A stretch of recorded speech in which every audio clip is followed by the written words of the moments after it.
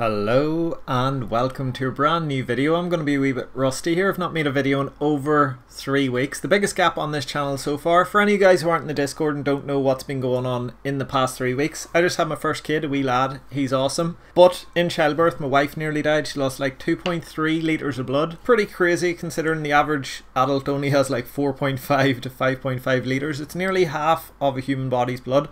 Pregnant women do have 50% more, so it's not half of her blood. But yeah, pretty crazy. If it wasn't for the NHS, I don't know how that would have went, but they are amazing. You want to see how quickly they do everything over here, the health service. Just absolutely awesome. So big shout out to them.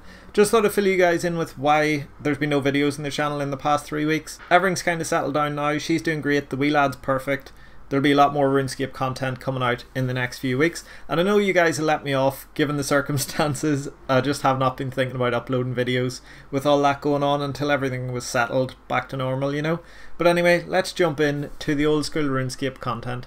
In today's video, we've got two things to talk about. One really good thing and then one really bad thing at the end. First, I want to show you guys this runecrafting training method I've been using for the past 3 weeks. It's made me over 50 mil profit in about 10 minutes of game time and 50k runecrafting XP. It's pretty cool.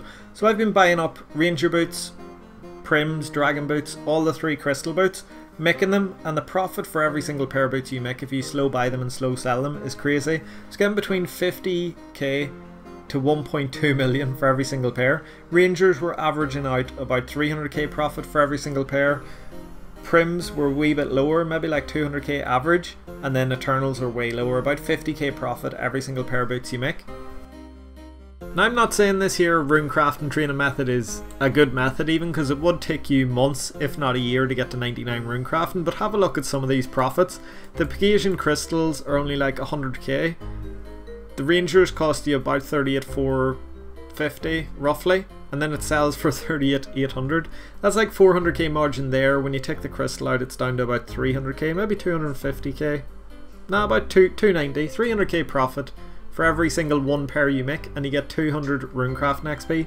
The others give slightly lower, but it's still good margins there. There it's only, when you take the boots are about 300k, it's only about 100k profit. But that's still 100k in a couple of seconds. You're averaging about 1000 GP profit for every 1 runecrafting XP. If you done this method up to 99 runecrafting, it would take you about a year, don't get me wrong. It'd make you 13 billion profit. 13 bill. This is definitely a good alternative if you want passive runecrafting XP. I'm sure after I release this video it's going to be trash for maybe a week or two until people kind of forget about it. But I just think it's awesome. The only way I've been getting runecrafting XP before this was via Tears of Guthix, you know, getting 6.5k every single week just by doing the Tears of Guthix. But now I've actually caught up. My runecrafting's so high that I'll need to train some fishing and fire making just to make Tears of Guthix hit it. Instead of getting 6.5k XP per week, I'm getting like 30k plus with very little time put into it and loads of profit. Can't really complain. Now we're going to jump into the second thing I want to talk about in this video, and it's much more negative than this here. Poll 72, a poll that was released on the old school RuneScape website yesterday, has something in there that could completely break the game. It would just make every single melee boss in the game super easy. So I love the Nightmare of Ashihama. I've been coming here for ages. I've got over 500 kills and I've had some pretty insane luck. Even though I got scammed on a mace, I've still actually made a load of profit, probably a bill out here. And it's a really high skill dependent boss. You need to learn all the mechanics. You need to pay attention all the time and make sure you don't waste your food. So when I come out here, I actually wear the Blood Fury at the minute. It gives you 1% heal. But that's quite hard to know what exactly that 1% is. Like, loads of people have different DPS. It's hard to put that into perspective, but let me just tell you what it does for me in the Nightmare. Every single fight in a 5-man team, I get about 18 HP, so 1 monkfish, that's not too strong. In a longer fight, maybe like a duo like here, it would give me about 40 HP, which is quite a bit. That's like 2 sharks every single time I kill the Nightmare. So it's pretty good, the effect over time, and it's passive. It's supposed to be quite a minor effect that adds up over time. But it's really expensive at the minute, and that's the problem. The charges go down really fast, the shard's really expensive, and it needs to be expensive so people will kill them vampires over in Darkmere, so it needs a buff. I was really excited to see what they were going to do to it. And then I had a look, and what they've proposed to do is completely crazy. It will break all of the melee bosses in the game. Have a look at this. They want to make the Blood Fury heal 6 times stronger. Instead of healing 1% of your overall damage, it'll heal 6% of the damage you do. Now, most melee setups in the game at the minute have about 8 to 10 DPS, 8 to 10 damage per second. What that means is every single minute when you're dealing damage with this here like melee setup, what I'm using at the Nightmare here, you'll be healing 28 HP every minute. A shark and a half every single minute. That's crazy. 140 HP throughout a Nightmare fight in a 5-man team. If you're soloing, you're chatting over 300 HP healed passively just by wearing this Fury. And loads of people on Reddit are going mad about this, supporting it, not opposing it, you know, saying it's great. The Fury does need a buff, I get that. But 6 times is really, really strong. I don't think people realise how strong this is going to be.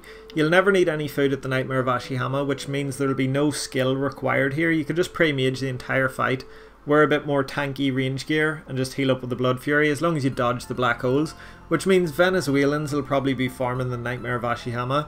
Rune Dragons, you'll never need any food there, you can just heal up enough with the Blood Fury, which means that will just be completely AFK. At the minute it's pretty AFK, it's a really good money maker when you don't want to pay too much attention, but you do die the odd time if you're not paying attention. That'll be gone, you'll just be able to farm them 100%, which is pretty scary because I know people will eventually like build up accounts to farm gold there.